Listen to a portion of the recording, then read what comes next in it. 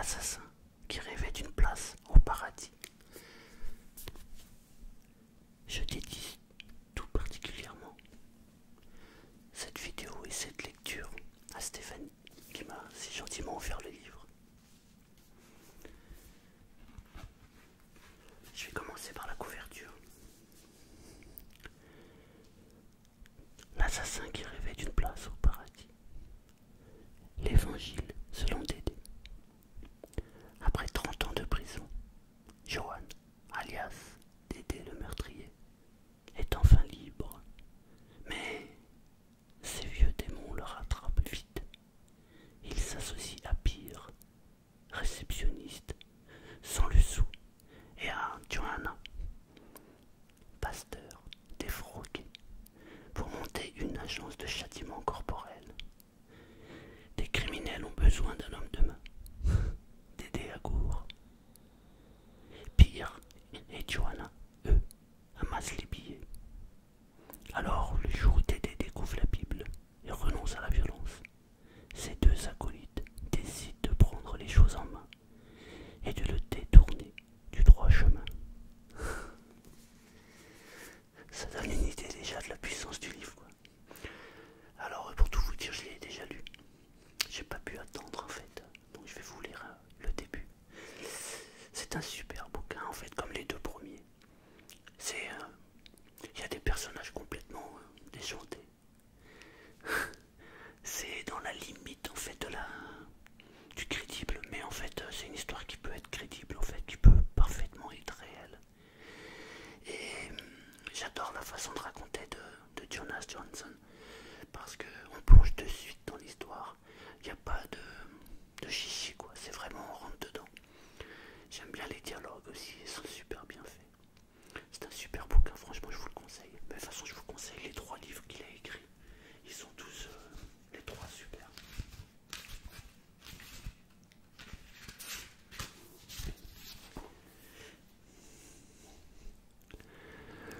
Le jeune homme dont la vie serait bientôt remplie de morts, de violences, de voleurs et de bandits, rêvassait derrière le comptoir d'un des hôtels les plus tristes de Suède, unique petit-fils de Henrik Bergman, défunt marchand de chevaux. Il attribuait tous ses malheurs à son grand-père qui avait été, dans son domaine, le numéro 1 de la Suède méridionale. Chaque année, il ne vendait jamais moins de 7000 bêtes, toutes de premier choix. Hélas, à partir de 1955, les paysans, ces traîtres, commencèrent à délaisser les bêtes au profit des tracteurs, et ce à une allure que l'aïeul refusa de présager. Les 7000 transactions devinrent 700, qui devinrent 70, qui devinrent 7. En 5 ans, les millions de la famille s'envolèrent en un nuage de diesel. Le père du petit-fils,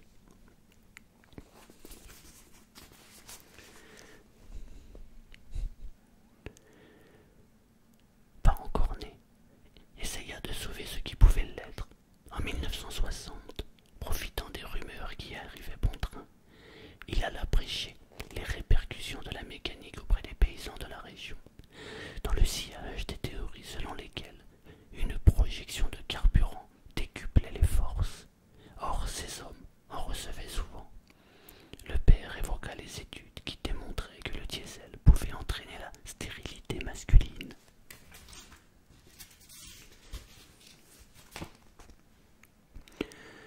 Il n'aurait pas dû. Primo, c'était faux. Et secondo, les paysans, accablés par la voracité de leurs abondantes progénitures, mais toujours libidineux, trouvèrent cela merveilleux. Se procurer des préservatifs était embarrassant, ce qui n'était pas le cas pour un Massey Ferguson ou un John Deere. Le grand-père mourut indigent d'une ruarde de son dernier animal. Son fils, abattu et sans cheval,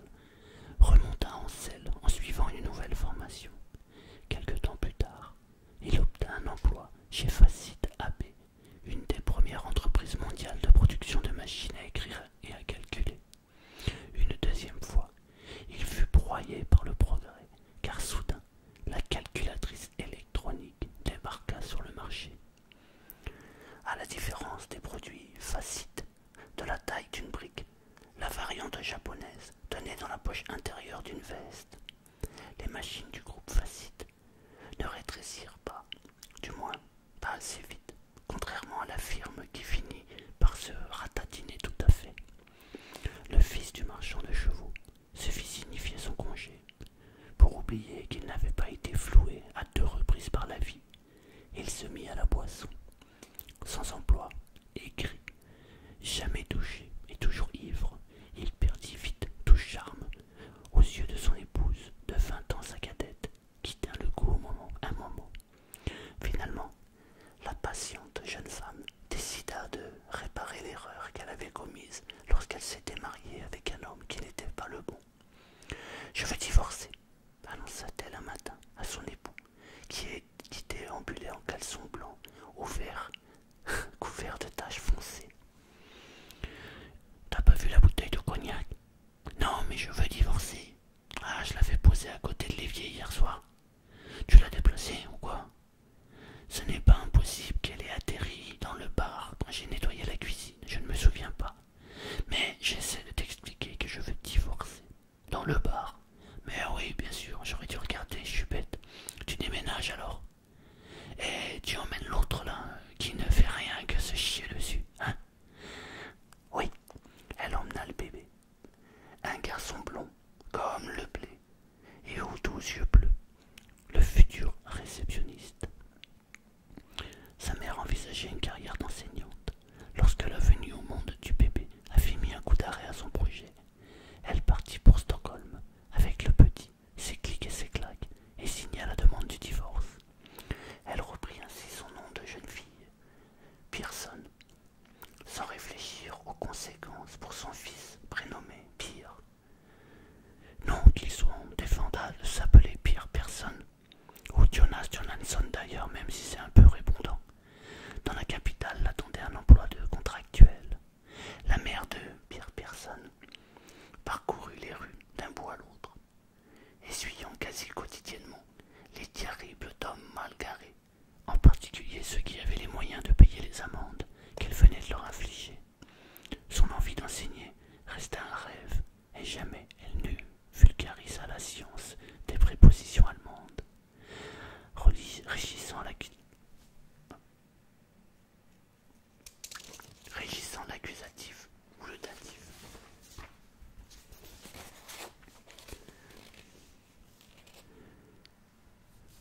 Auprès d'élèves qui, pour la plupart bien sûr, n'en seraient complètement fichus.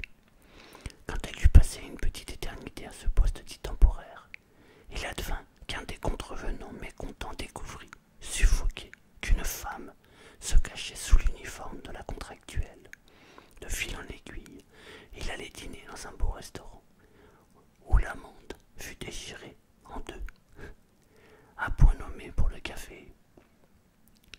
D'aiguille en ouvrage, le contrevenant demandant la mère de Bert Peterson en mariage. Le suppliant se trouvait être un banquier islandais qui rentrait à Reykjavik. Il promit à sa future épouse de l'or et des ventes de forêt. Il ouvrit également au fils ses bras islandais. Mais tant d'années avaient passé que le petit garçon blond, comme le blé, avait atteint sa majorité et était en mesure de décider par lui-même. Il comptait sur un avenir plus reluisant en Suède, et puisque personne ne peut compter ce qui se produisit ensuite avec ce qui aurait pu se passer à la place, impossible de dire s'il fit un bon ou un mauvais calcul. À 16 ans, Pierre Pearson avait trouvé un petit boulot en parallèle de son parcours de lycéen, dans lequel il ne s'impliquait pas trop. Jamais il ne raconta en détail à sa mère à quoi consistait ce travail, et il avait ses raisons. « Où tu vas, mon garçon ?» demandait parfois sa mère. « Au travail, maman. À cette heure-ci. Oui, il y a toujours beaucoup à faire. Et tu fais quoi déjà ? » Je te l'ai expliqué des centaines de fois. Je suis assistant dans le secteur du divertissement, les rencontres entre gens, ce genre de truc.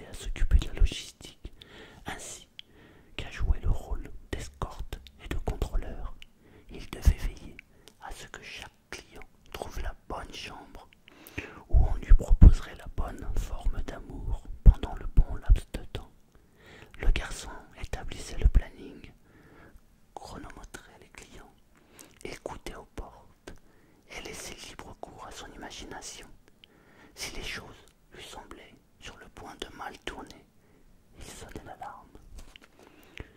Juste avant que sa mère émigre et que Pierre Pearson achève son éducation dans tous les sens du terme, son employeur décida de se reconvertir.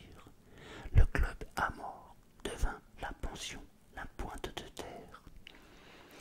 L'établissement ne se trouvait pas à proximité de la mer, encore moins sur un cap.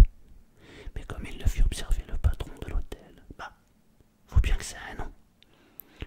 14 chambres, 225 couronnes la nuit, toilette et douche commune.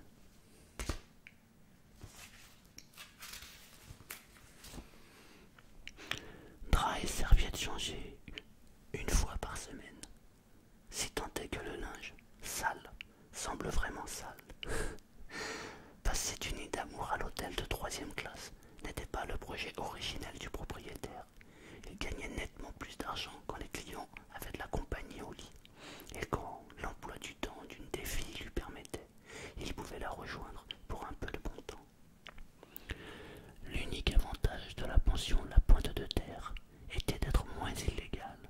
L'ex-patron de bordel avait séjourné 8 mois en prison.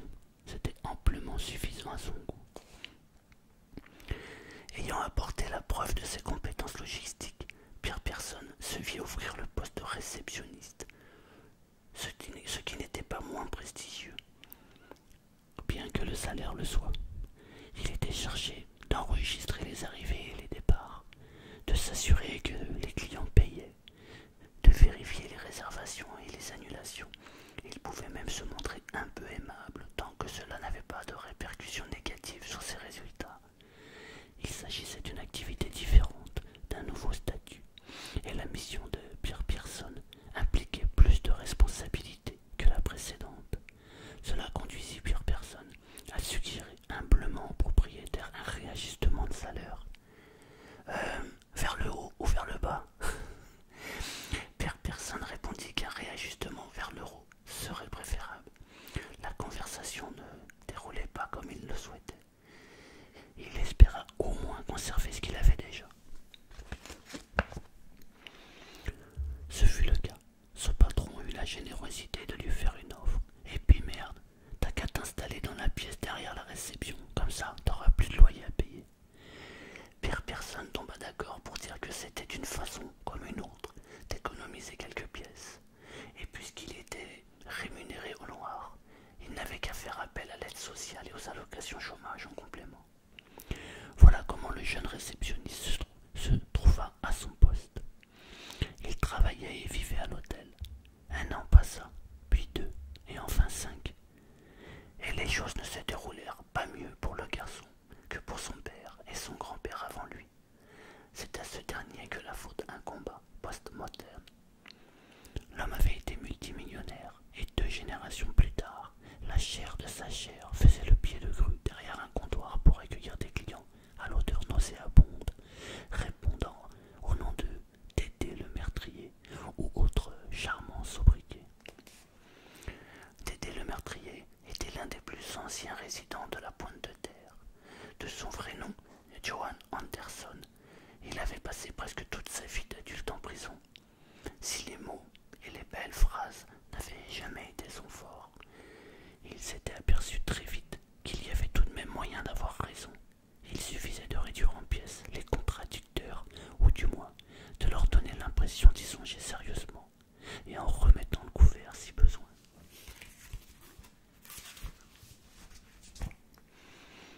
Avec le temps, les conversations de ce genre favorisèrent les mauvaises rencontres.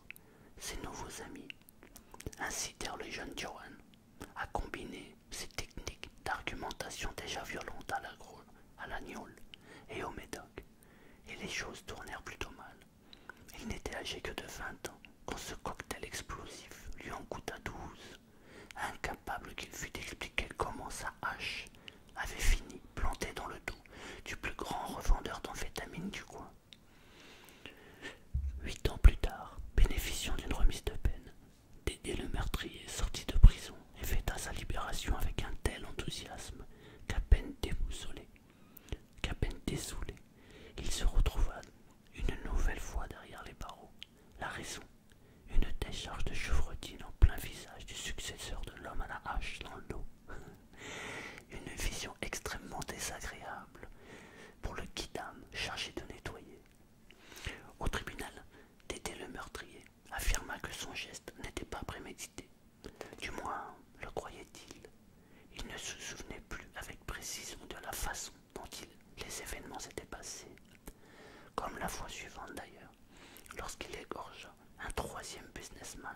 du milieu, qui lui avait reproché sa mauvaise humeur.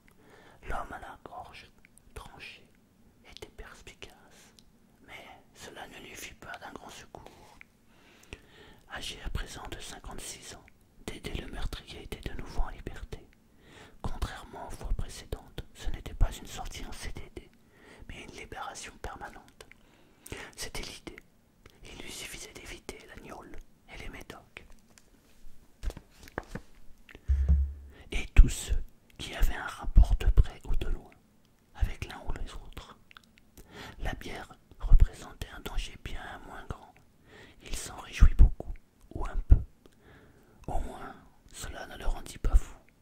Il était venu à la pointe de terre, croyant que l'endroit offrait encore des expériences du genre de celles qui manquent quand on a passé une décennie, voire 3, en prison. Une fois surmontée la déception de constater que ce n'était plus le cas, il prit quand même une chambre. Il fallait bien habiter quelque part. Et à 225 couronnes la nuit, il n'y avait pas de quoi faire des histoires, surtout quand on sait à quoi les histoires peuvent mener. Avant même de s'être acquitté du prix de son logement, Dédé le meurtrier raconta son passé au jeune réceptionniste. Le récit incluait son enfance, même si le meurtrier était d'avis qu'elle n'avait eu aucune influence sur la suite. On pouvait résumer ces tendres années ainsi. Son père buvait jusqu'à l'ivresse pour supporter son travail, et sa mère se mit à faire de même pour supporter son mari. En conséquence, son père ne supporta plus sa mère, ce qu'il lui fit savoir en lui administrant des raclées à intervalles réguliers, souvent sous les yeux de son fils. Quand Dédé se tut, le réceptionniste ne put que lui souhaiter la bienvenue d'une poignée de main. Pire personne. Johan Anderson, répondit le meurtrier, avant de promettre d'essayer de tuer le moins de gens possible à l'avenir.